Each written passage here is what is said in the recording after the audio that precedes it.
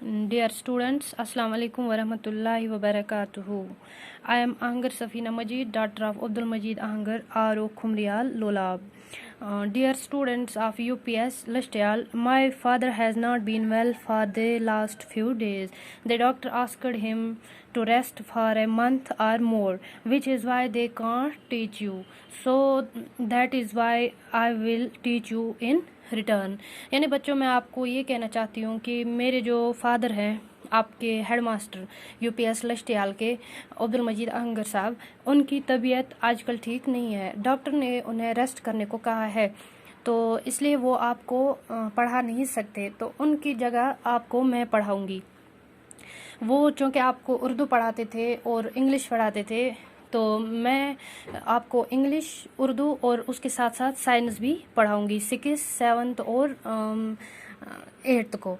Even mathematics भी मैं आपको पढ़ा सकती हूँ। लेकिन मैथमेटिक्स के लिए क्या है ना बेटा कि मुझे बोर्ड की ज़रूरत पड़ेगी, बट अनफॉर्चुनेटली बोर्ड अवेलेबल नहीं है मेरे पास अभी।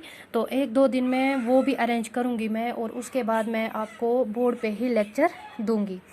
आई होप कि आप मेरी क्लास को अच्छी तरह से एंजॉय करेंगे, आपको अच्छी तरह से समझ भी आएगा। तो जब तक मेरे अबू की तबीयत ठीक नहीं होती तब तक वो आपको पढ़ा नहीं सकते, तो उनके बदले मैं आपको क्लास देना चाहूँगी। कल से मैं आपको प्रॉपर शेड्यूल के साथ लेक्चर दूंगी। आज मैं नहीं पढ़ा सकती हूँ आपको, क्योंकि मेरे पास आपका जो सिलेबस है या आपकी जो बुक्स हैं वो अवेलेबल नहीं है।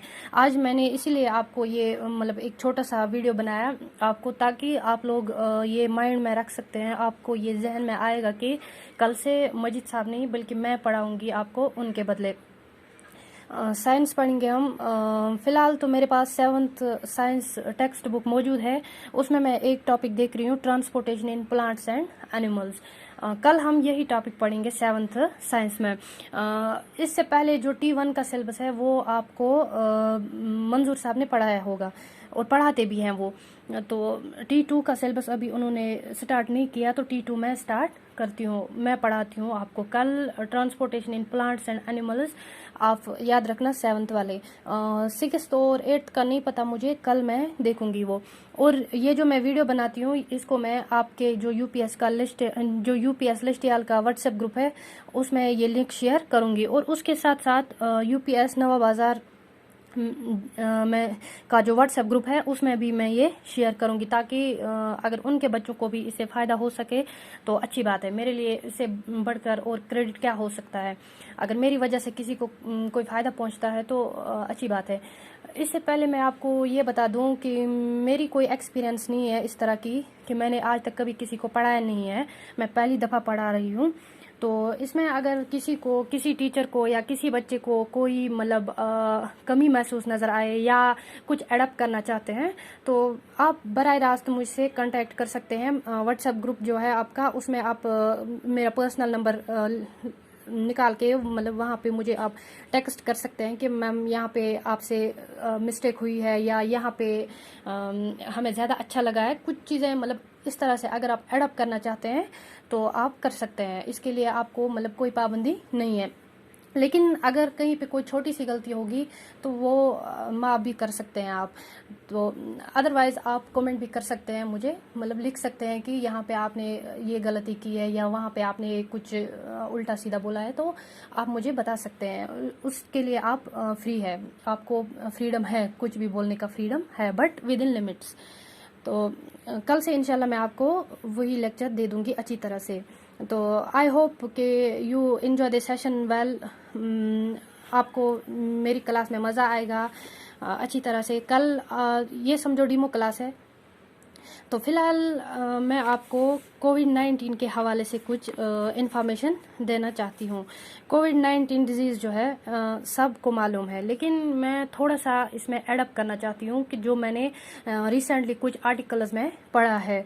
तो जो सबसे पहले डिजीज़ है वो है कोविड-19, यानी उस बीमारी का नाम है कोविड-19। लेकिन उसे काज कौन करती है, यानी किससे हो जाता है ये एक वायरस से होता है, जिस वायरस का नाम, और उस वायरस का नाम उन्होंने रखा है सार्स-CoV-2 वायरस का नाम है, जिससे कोविड-19 फैलता है। سارس کا مطلب کیا ہوتا ہے کہ سیویئر ایکیوٹ ریسپیریٹری سینڈروم. اب آپ سوچیں گے کہ یہ سینڈروم ہوتا کیا ہے. سینڈروم بیٹا بیہیویئر ہوتا ہے یا سمٹم آف ڈیزیز کہتے ہیں ہم. جب بھی کسی انسان میں کوئی بیماری ہوتی ہے اس میں جب تک وہ سمٹمز نظر نہیں آتے ہم یہ جج نہیں کر پاتے کہ اس میں کون سی بیماری ہے, یعنی وہ سمٹمز ظاہر ہونا سینڈروم کہلاتا ہے. اور دوسری بات, کووڈ-19 سے بچنے کے لیے ہم کیا کر سکتے ہیں.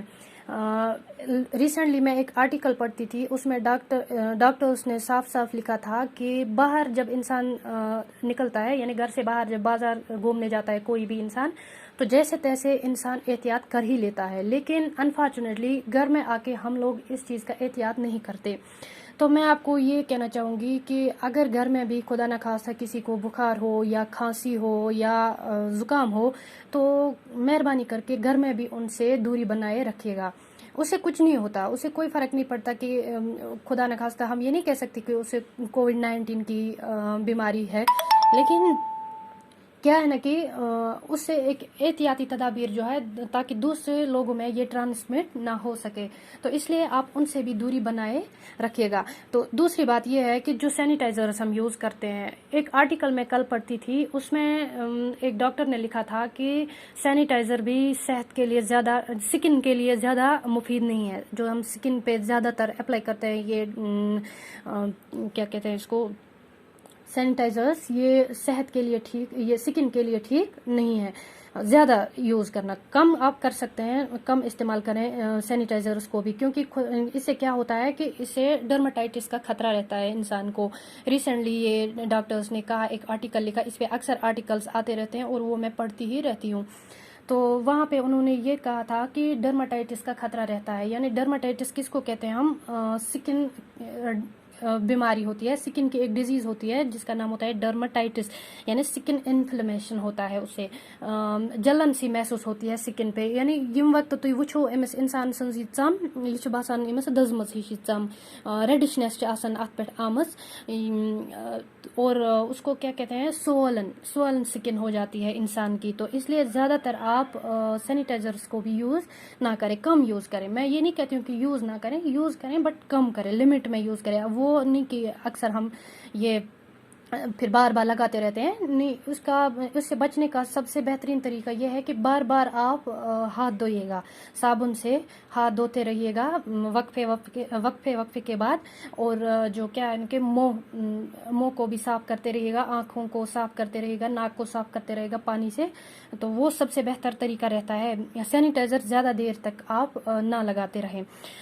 دوسری بات یہ ہے کہ یہ جو ڈرماٹائٹس ہے یہ کنٹیجس نہیں ہے. کنٹیجس کس ڈیزیز کو ہم کہتے ہیں, کنٹیجس وہ ڈیزیز کے دو قسمیں ہوتے ہیں, ایک ہوتا ہے کنٹیجس, ایک ہوتا ہے نان کنٹیجس. کنٹیجس ڈیزیز وہ ڈیزیز ہوتی ہے جو ایک پرسن سے دوسرے پرسن تک ٹرانسفر ہوتی ہے, وہ ہوتی ہے کنٹیجس ڈیزیز. لیکن یہ ڈرماٹائٹس جو ہے یہ کنٹیجس نہیں ہے, یہ مطلب ایک پرسن سے دوسرے پرسن تک ٹرانسمٹ نہیں ہوتی.